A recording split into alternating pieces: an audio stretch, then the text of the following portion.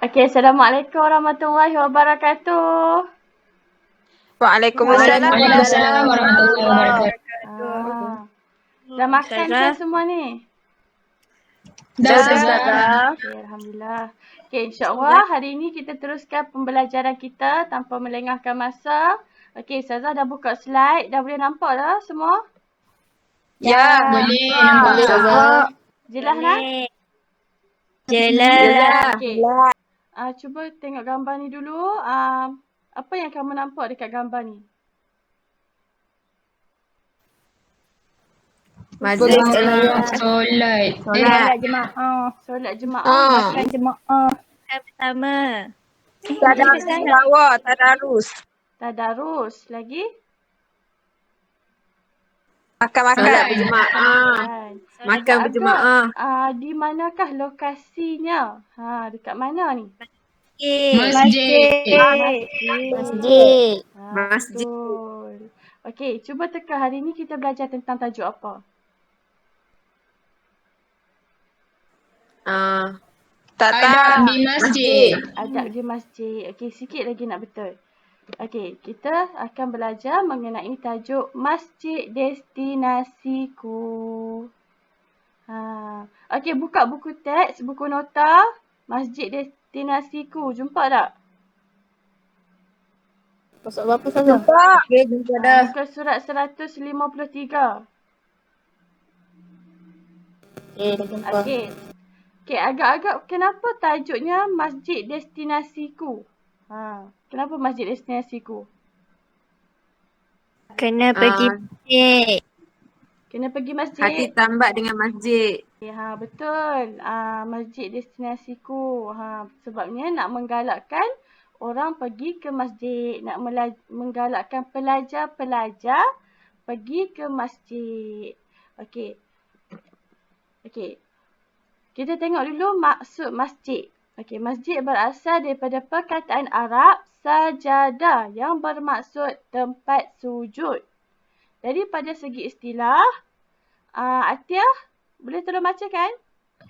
Boleh Ustazah. Dari segi istilah, masjid bermaksud tempat yang dibina khusus untuk solat 5 waktu dan solat sunat bagi orang Islam. Bagi orang Islam. Okey, betul.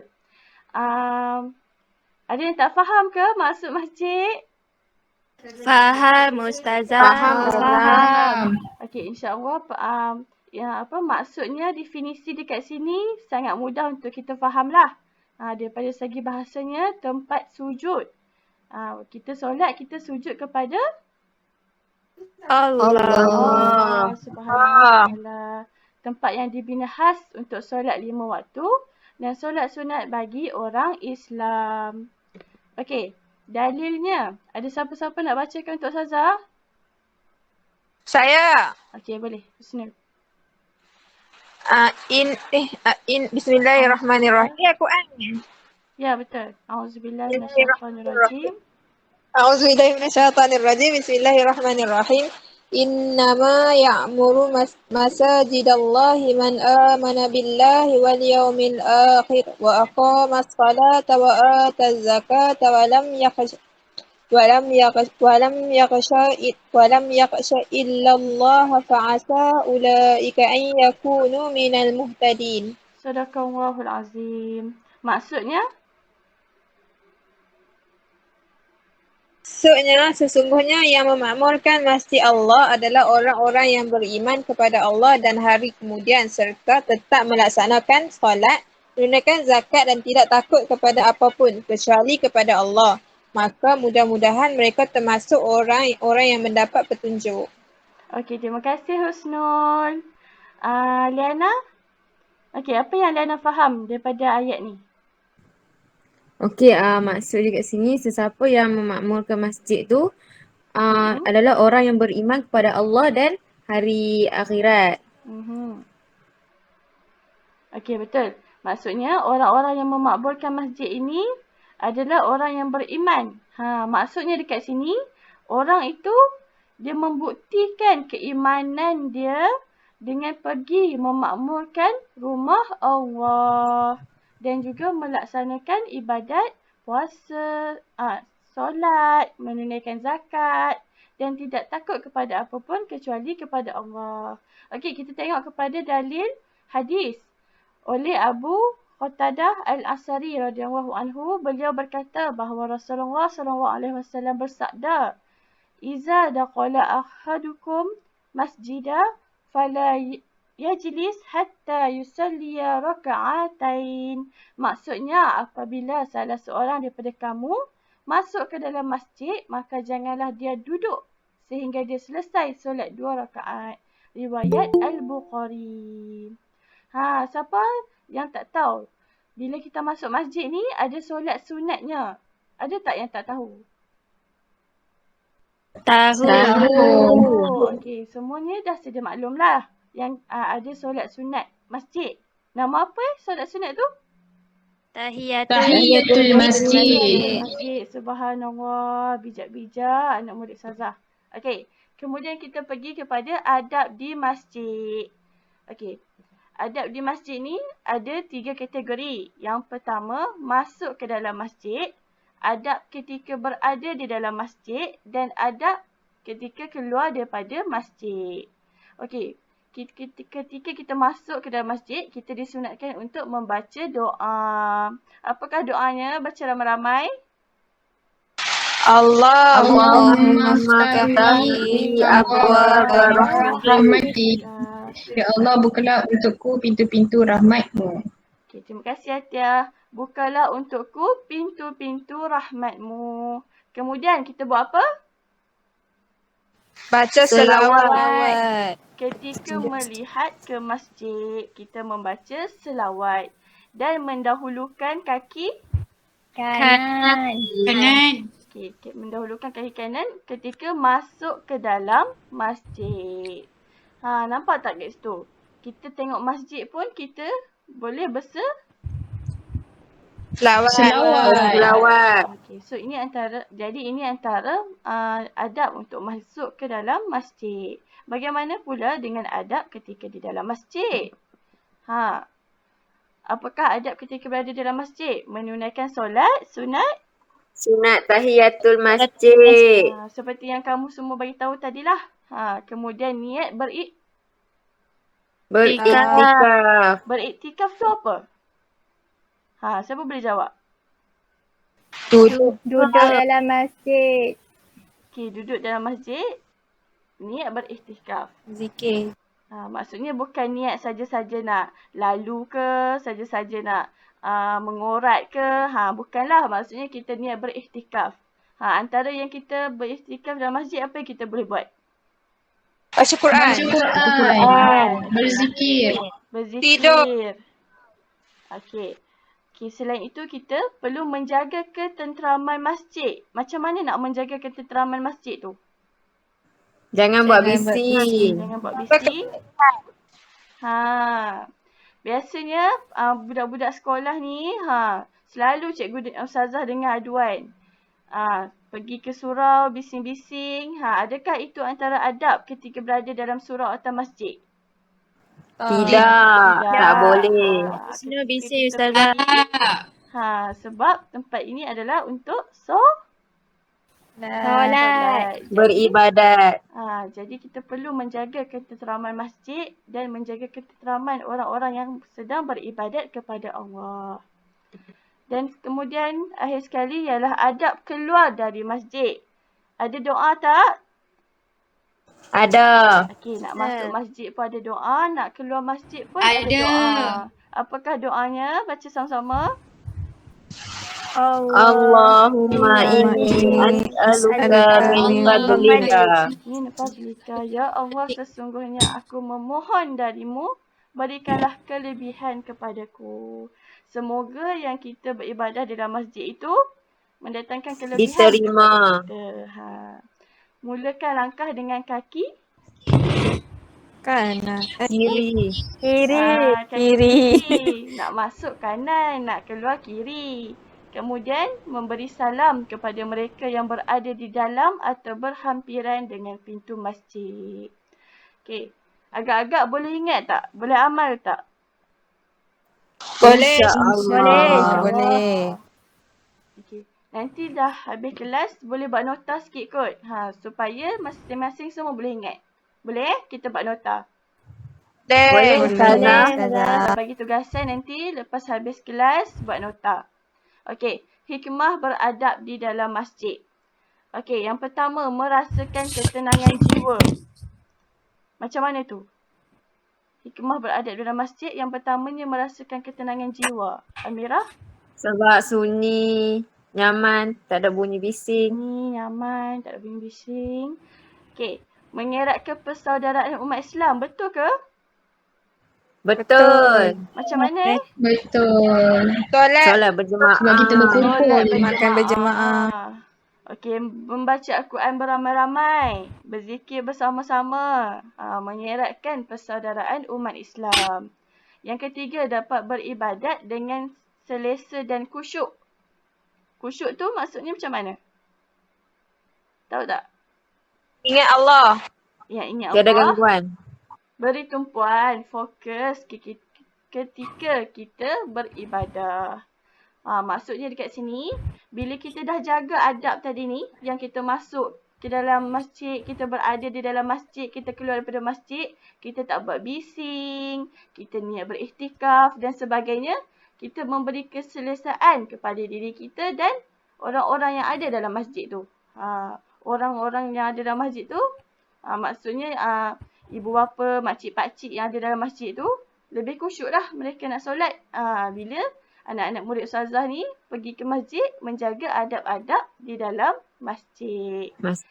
Dan akhir sekali memperkasakan fungsi masjid. Okey. Kalau kita tengok gambar dekat mula-mula tadi ustazah tunjuk.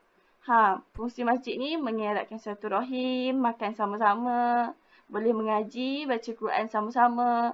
Jadi bila kita jaga adab, fungsi-fungsi ni dapat terlaksana lah dengan amannya.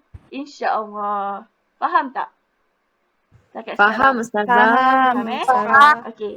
Nanti Ustazah buat quiz, nanti agak-agak boleh jawab tak? InsyaAllah. Mestilah boleh. Boleh. Boleh. Okey. Seterusnya. Okey, muka-muka surat seterusnya. Jumpa tak? Cara mengimarahkan masjid. Jumpa. Okey, jumpa. Cara mengimarahkan masjid antaranya. Cuba baca. Seorang. Okey, cara mengimarahkan masjid. Yang pertama, menunaikan solat fardu berjemaah setiap waktu. Berazam untuk datang lagi ke masjid. Yang kedua, tempat belajar membaca Al-Quran dan tafsir, berzikir dan beriktikaf. Okey. Yang ketiga, mewujudkan bilik bagi musafir. Dan yang keempat, mengadakan pelbagai aktiviti seperti sukan dan tiada. Okey, ada yang tak faham tak dekat sini?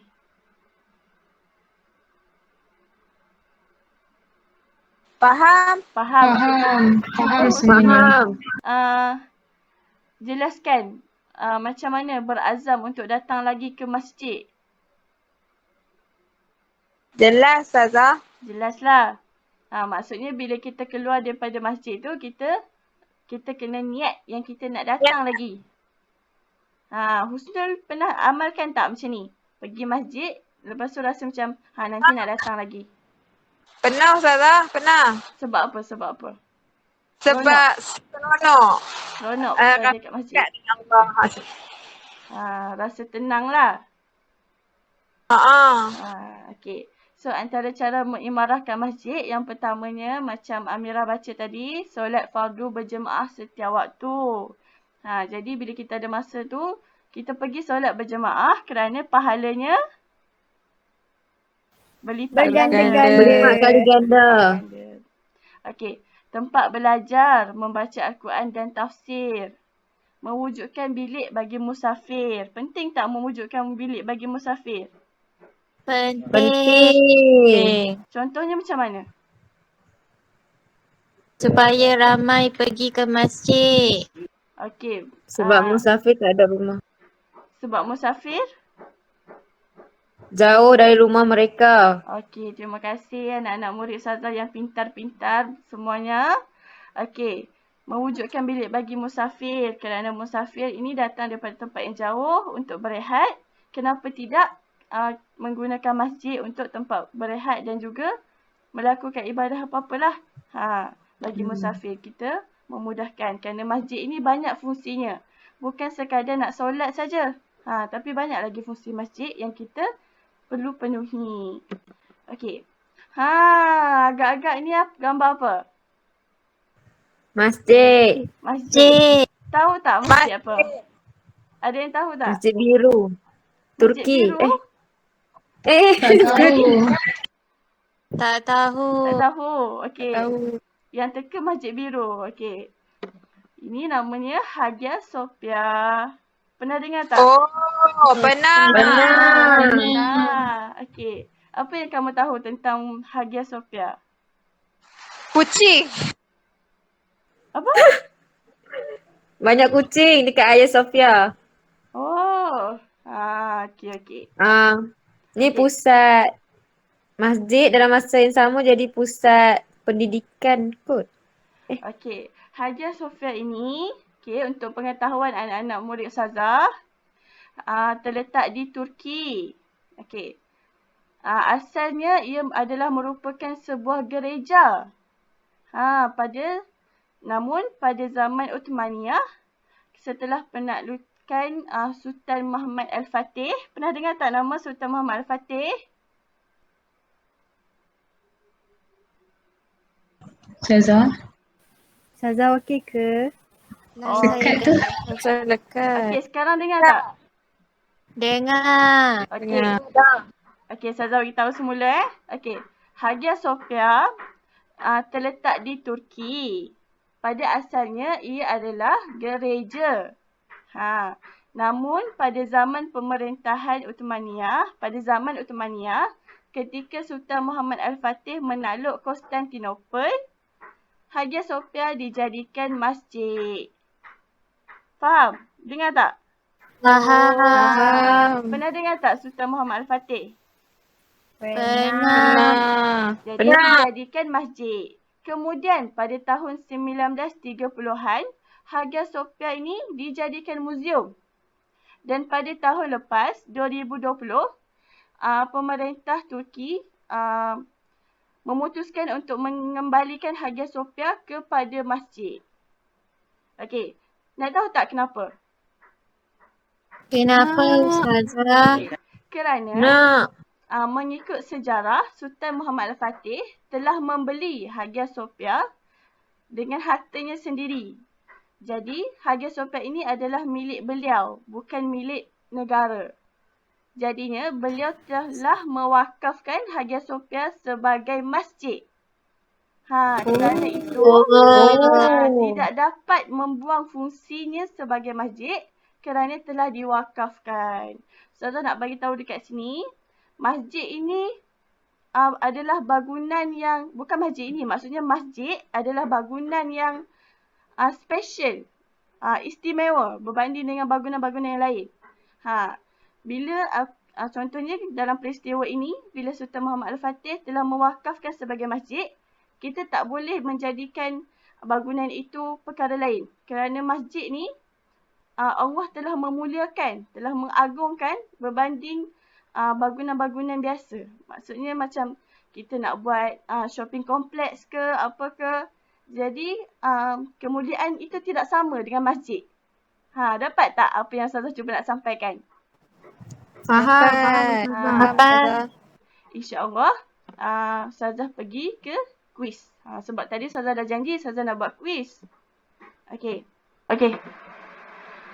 nampak tak game? Nampak Ustazah. Kita main Bismillahirrahmanirrahim. Okey, peraturannya, siapa yang nak jawab akan dapat hadiah. 1. Kalau betul, dapat 2 hadiah. Kalau salah pun tak apa, Ustazah tak marah.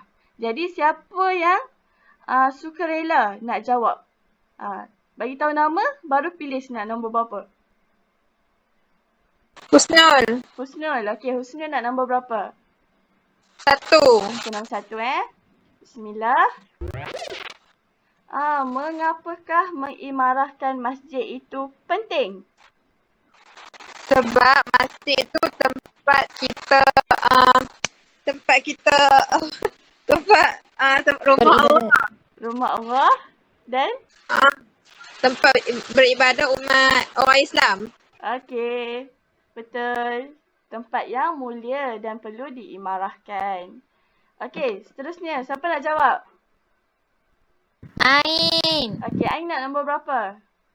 Nombor 3. Nombor 3. Bismillah. Nyatakan adab-adab ketika berada di dalam masjid. Solat tahiyatul masjid. Okey.